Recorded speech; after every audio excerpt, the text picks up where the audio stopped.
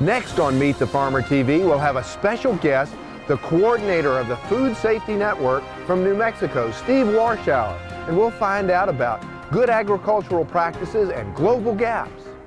Meet the Farmer TV is made possible by Planet Earth Diversified, Melli Productions, and Leslie P. Jenkins Photography and Graphic Design. In the Kitchen Magazine, serving the community and everyone who loves good food.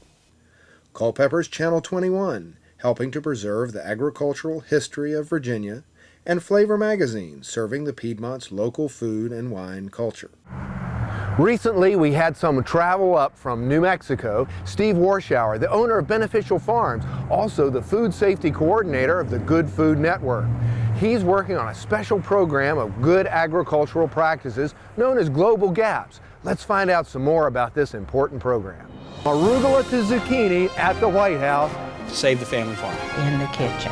In the end, the bill passed. A model for local food production. It's for locally grown food. It's about market access. Plants don't have personalities. I got one. I call it the new American agriculture, and our whole agriculture education system is going to change. We have a great solution to some of these crises that we're now facing. And you're watching. And you're watching. And you're watching. And you're watching Meet the Farmer TV.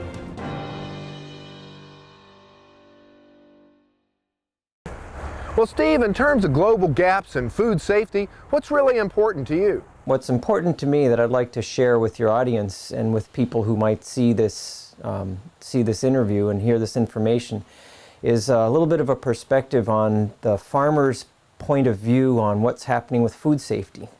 And there's been a lot of publicity lately about foodborne illness outbreaks and people becoming afraid or fearful of certain products as a result of the illnesses that have been spread through contaminated foods. And this is becoming a real problem because when the public loses confidence in the food supply and starts making decisions based on fear, it affects everyone who's involved in producing those products, from the largest to the smallest farms. And so lately, over the last several years, there's been an increasing movement, largely led by consumer groups, who are feeling the brunt of the consequences of bad food handling practices. And these consumer groups have been pressing harder for more regulation and more government intervention in the processes of growing, processing, and distributing food. So what I want to share is a little bit of a perspective about what may be the real cause of the problem, but more so than that, because I think in some ways those causes are not fully understood, what can be the steps to create a healthier food system and restore public confidence in the food supply.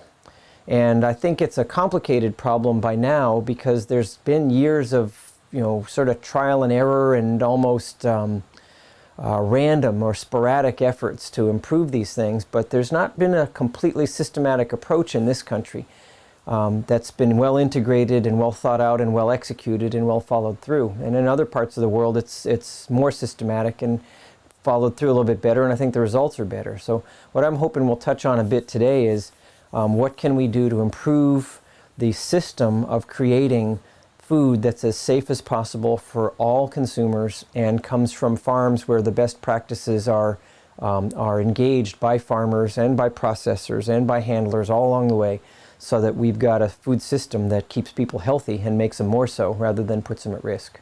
I'm a believer that it's not going to be that easy to make local food cheaper, and it's equally important to make global food healthier, and that we are in fact one food system. From the smallest to the largest, we have strengths to share and we have weaknesses to address regardless of scale, and that developing a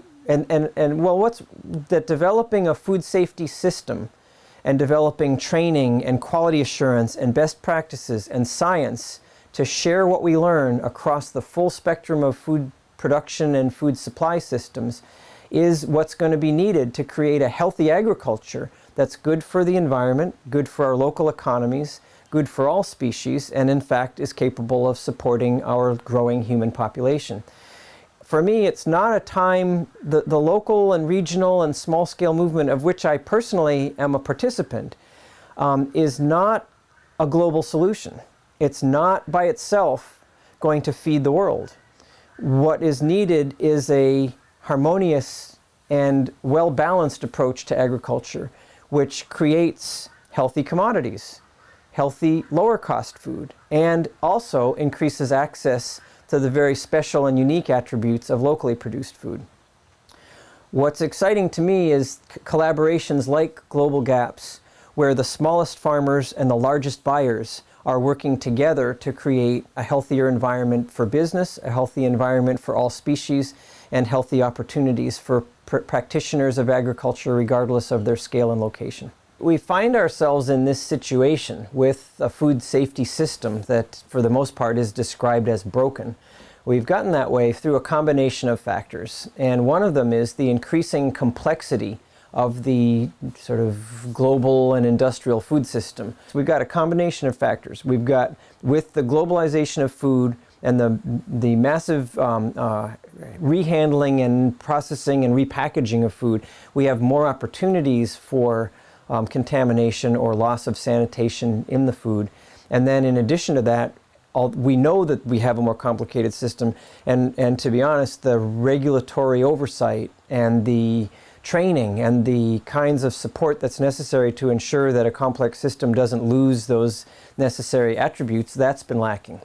So those are the two factors that work together to get us into the situation that what I think is the situation that we're in today.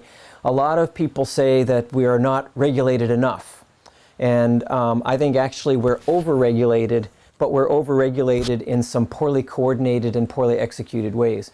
So the big challenge right now is that the consumer groups who defend the victims of food safety and foodborne illness outbreaks are speaking for more and more regulation, when in fact what we need is better training and better integration and better execution of a more streamlined regulatory process, particularly a regulatory process that focuses on known areas of risk, and also a scientific support process that uncovers and identifies new areas of risk and treats them with a level of scrutiny that's appropriate for each level of risk. Well, right now, with so much emphasis being put forward to create new laws and new regulations and new rules to try to guide the food system, one of the most important things that consumers and other interested people can do is to keep an eye on this process and speak clearly for the goal of safe and healthy food, but without sacrificing full range of choice. And what I mean by that is,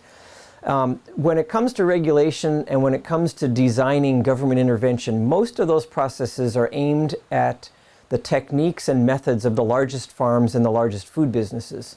Those, in many cases, those are the businesses from which the most widespread foodborne illness outbreaks originate, and they're also the businesses that are best able to address complex or detailed government intervention and government regulation. So what tends to happen is, if a problem is directed to big business for a solution, the solutions that are developed are solutions that fit big business's model. One of the unintended consequences that happens as a result of that approach is that farms of lesser scale with less resources and different skill sets are oftentimes inadvertently swept aside in the rush to create regulatory processes and interventions that are appropriate for the largest farms. So the real key, the thing to watch out for now, and on all of our part, is that we not, in our haste to create healthier and safer food, that we not unintentionally eliminate choice, which is, for example, the choice of going directly to your farmer's market, or the choice of supporting a farm that has a diverse set of products and a diverse set of practices on that farm. The large-scale agriculture approach is organized commodity by commodity. So, for example, if tomatoes are deemed risky and a special set of practices are developed to assure that tomatoes are safe when they're distributed on a fresh market basis, those methods for a farm that only sells tomatoes look very different than what those methods would look like for a diversified farm. A farm that has livestock, a farm that has visitors, a farm that hosts school groups. So the real important thing right now is, in our zeal to create safer large-scale food system, that we not lose the choice as to how we support medium and smaller scale and direct marketed food production and farming. And so I really encourage our viewers to keep an eye on activist organizations like Food and Water Watch and others who are tracking these changes, are tracking the proposed regulatory and FDA enhancement processes. And these are the groups that are going to warn us when they see that our freedom of choice is being impinged on and our freedom to farm in certain ways is being impinged on by these moves to create a safer large-scale food system. In order to improve the science of food safety, we need collaboration between our land-grant universities and the sciences that live there and farming practices of all types and scales. It's very important that science be applied to organic farming, that science be applied to diversified farming, and that science be applied also to large-scale and commodity-type farming. What tends to happen is we understand that large-scale farming feeds the world, and we tend to direct our science to support, refine, and perfect the processes that we believe will feed the most people. And that research is important, but equally important is the research as to what makes small and diversified farms work, what makes them healthy in their contribution to the local environment. Or the habitat aspect, or the ecology, because the science of understanding the mechanics of diversified farming could in fact in the end help us feed the world by bringing us answers that are scalable and appropriate on larger farms. So the science that most of us that support the idea that we need a food system that's healthy at all scales, the science that we're looking for is a science that's scale neutral, that looks at problems and solutions in farms of all shapes and sizes, and seeks to share the knowledge that's gleaned through that process in ways that enable best practices to be improved by all farms of all scales. If we look at the experience of farming and relationship between farming and market and consumer, and we look at that more globally, what we find out is that somewhere in the mid-90s to late 90s, when these foodborne illness outbreaks began to occur in more widespread fashion, began to get more media publicity, the traceback skills became better so we could actually begin to find the sources of the problems. Well, one of the first places where attention was brought to this problem was in Europe, where the agricultural heritage of Europe is not the same as the United States. It's a more mixed farm and diverse farm approach. And the consumers in Europe also tended to articulate concerns or values beyond simply, how do I get my food cheap? So when Europe began to look at the question of how to develop good agricultural practices that support healthy economy, healthy consumer, healthy land, they saw not strictly a government intervention approach, they also sought a private-public partnership kind of approach. And out of that approach came a set of privately developed good agricultural practices that went at the time by the name Eurogaps, which paid particular attention to market access and best practices at farms of all scales. I think there's a lot of, and that Eurogaps program eventually became renamed Global Gaps in recognition of the fact that the food system that served Europe was actually a global system. And Global Gaps is now working its way, if you will, around the world to try and bring that vision of good agricultural practices with its balanced approach and its stakeholder-based process and its equitable emphasis on buyer responsibility, transportation and distributor responsibility, and on-farm best practices to try and bring those ideas into bear in the United States. And so it's a pretty exciting time for us. On the one hand, we struggle with this push for a top-down, government intervention, sort of one-size-fits-all solution that will make people more comfortable and perhaps address the fears that have emerged about the safety of our food.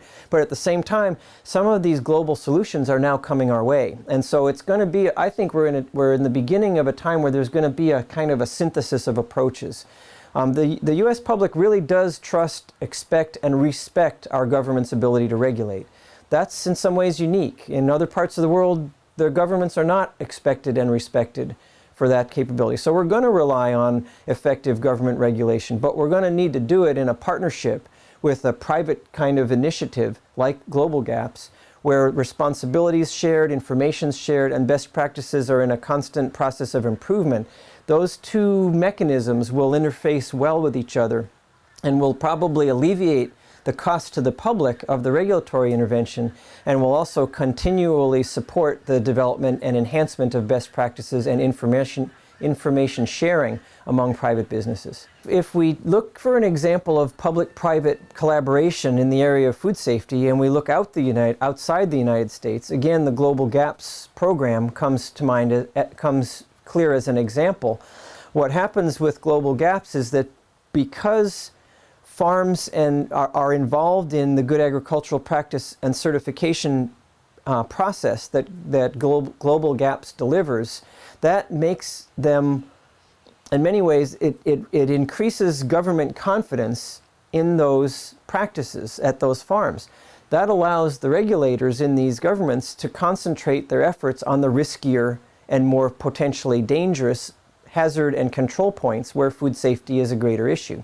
So what happens is that the private partners establish the common gaps, if you will, the basics like sanitation and hygiene and worker health and the kind of training that goes to simply, these trainings are fundamental to any place where human beings work.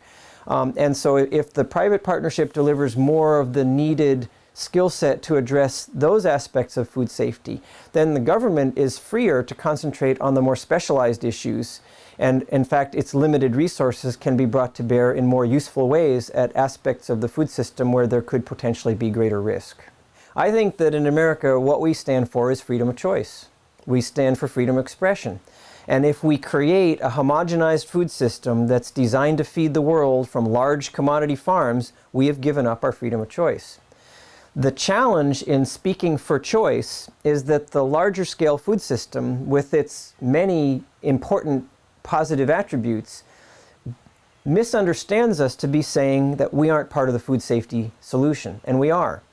So the balancing act is the balancing act that says we want to contribute to food safety solutions. We want to assure as much as anyone else that our food isn't harming anyone, but we want to do so in ways that preserve our choice as to how to operate our business, our choice as to how to distribute to our public, and in turn preserves our public's choice of our food as an option.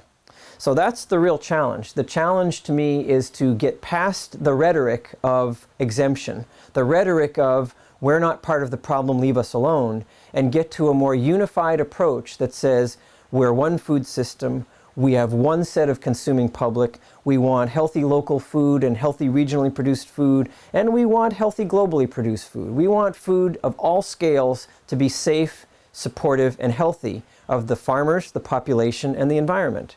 And to do that, we have to be part of the debate. We can't say, we're not part of the problem, just leave us alone, we're okay because we sell direct. We need to say, as direct market farmers, we do want to understand the best practices that are appropriate to our scale of operation and can help us sustain the highest level of confidence in our local consuming public. But we want to also, in standing for that responsibility, we want to do so with an integrity that says, but we are not in a position to stand for the same levels of scrutiny, nor is it appropriate to bring to us the same levels of scrutiny that a larger business, which commingles product from many sources and distributes them far and wide, would also need. So we have to become even more educated and aware than we already are about the relationship between our on-farm practices and those of larger farms. We need to understand how what goes on at our farms can be misunderstood and potentially inappropriately labeled as unsafe. And we need to be able to plead our case. And to do that, we need better training, better connection with our land-grant universities for better research, better support by the government to partner with the NGOs and the other associations and the other organizations who are investing time and resources to preserve and enhance the choices around local and regional food. But we need to do it in a way that's respectful and participatory with the larger industry who takes seriously its responsibility to feed the large majority of American consumers and, in fact, the large majority of consumers in the world. In my view, we want to be part of the same food system. That's the path to the greatest wholeness and the greatest success for everybody.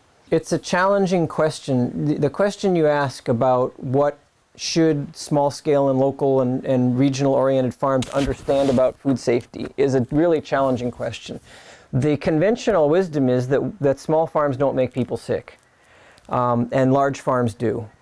Or certain products from large farms do. For example, spinach, the E. coli outbreak in 2006. For example, tomatoes and jalapenos. The problem, well, it turned out to be jalapenos. They thought it was tomatoes. The problem in 2008. Center for Science in the Public Interest has recently released a list of the top 10 culprits when it comes to food safety, and 5 of them were produce. Well, the problem with the idea that small-scale and local agriculture doesn't make people sick is that right now, with local and small-scale production and regional and local food consumption representing only 1.5% of the food that we consume, it may be that we are not as blameless as we believe. We're just not statistically significant. Now, the flip side of that is that if a farm in California that's bringing in spinach from many different locations and washing and bagging and shipping to thousands of other locations, if there's a problem from one of those fields, it affects a wide swath of people, and it affects a large number of people. So what happens is that scale and distance exacerbate any problems. Surely we can say that with smaller scale and less distance, even if we have a problem, it will be smaller in its impact. But I think the more appropriate goal is to say we want to assure that our practices don't place our customers at risk. We have an inherent trust between ourselves and our consumers when we're in a local or a direct market scenario because of the relationships. We don't want to compromise that by being unaware of or inattentive to best practices. Every farmer I know believes that we don't make anyone sick. But if we ask them to demonstrate the best practices that assure that we don't do so, I think we would come up empty-handed in most cases. So my belief is that the kind of training that's being asked, that we are advocating for, is simply common sense and good business, regardless of your scale of operation. A good example of this problem is that most food safety, foodborne illness issues originate in bad personal hygiene practices on the farm or processor, in other words, at the staff level. This is going to sound pretty lame and pretty simplistic, but how well are we doing at teaching people to wash their hands? How well are we doing at assuring that when a food break is taken, hand washing occurs coming out of that break before going back in the field to harvest? How well are we assuring that when we move from a livestock area where we may be walking through fresh manure or handling our chickens or the eggs and we move back into the vegetable area, that hand washing occurs? This stuff seems common sense, but unfortunately common sense is surprisingly uncommon. So I don't in any way see it as a bad idea. I think it's just good business to ask that all of our food producers, regardless of scale, develop some plan and some training, in-house training and some program to assure that everyone who handles the food handles it to a pretty high standard. My little farm in New Mexico is Beneficial Farm. It's the oldest community-supported agriculture project in New Mexico. We have a website, www.beneficialfarm.com. We also have a blog, and we have a Facebook, and we even have a Twitter. So we can get all those to you, and those are good to use because I have staff helping me keep track of those. For people who are looking for ways to keep an eye on the prize as we move forward towards solutions, I encourage that you watch the websites of Food and Water Watch, of the National Organic Coalition, and of the National Sustainable Agriculture Coalition, and of your local and regional organic farming and gardening associations. Those will be the people who are most able to bring you timely and up-to-date information on the problems and on the possible interventions that can help address those problems. And what about other organizations you might be working with? I'd like to mention a couple more opportunities for the public, the general public, to get access to information. One is your local food co-op. The National Cooperative Grocers Association, which is a member trade association for over 200 consumer-owned grocery stores around the country, is also very much involved in protecting choice and in supporting local and regional food system. And so anywhere you live in the United States, your local co-op is liable to be a place where you can get good and up-to-date information on the challenges of preserving this opportunity and choice, and of the ways in which we as individuals and the public can join in the debate and contribute to solutions. And another source is called the National Good Food Network, which is a project of the Wallace Center at Winrock International. The National Good Food Network maintains a website with information about currently 8 regional projects that are working very diligently on scaling up the supply of locally and regionally produced foods in their area.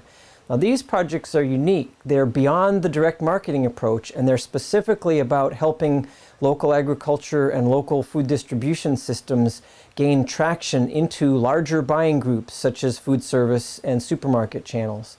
So there's another source of information for you, which is the National Good Food Network and its website, which has information that may be even more pertinent to questions around scaling up and around the distribution of local and regionally produced foods and the food safety issues that are being addressed at that level. Steve, is there anything else we should know about food safety and the Good Food Network? I'm currently the coordinator for the National Good Food Network of its internal discussion on food safety, and we're developing various tools to offer information and resources to the public about food safety issues in the context of our regional distribution projects. I work also for a consumer co-op in New Mexico, which maintains a full-time commitment to an investment in the distribution of local and regional foods. And we have a warehouse, we have trucks, we serve our own retail stores, and we serve other buyers who are interested in the products of our local farmers. And there really isn't a model for scaling up. That's why the National Good Food Network is such an important resource. The National Good Food Network is an opportunity for local and regional projects to share best practices. I think we have a goal over the next couple of years to develop some guidance and some best practices, but for now, I really believe it's a case-by-case situation. And here in Virginia, I would suggest that Appalachian Harvest is probably your best resource, where there has been extremely effective redeployment of land resources away from commodity and tobacco production and towards specialty crops and towards the distribution of specialty crops. I think more that's relevant to your situation here in Virginia can be found at Appalachian Harvest than from anything I can tell you. Well, Steve, that was really interesting, and thank you for traveling all the way from New Mexico to tell us about the Global Gaps program. And we hope you, as listeners and viewers watching Meet the Farmer TV, you've learned more about global gaps, good agricultural practices, and food safety.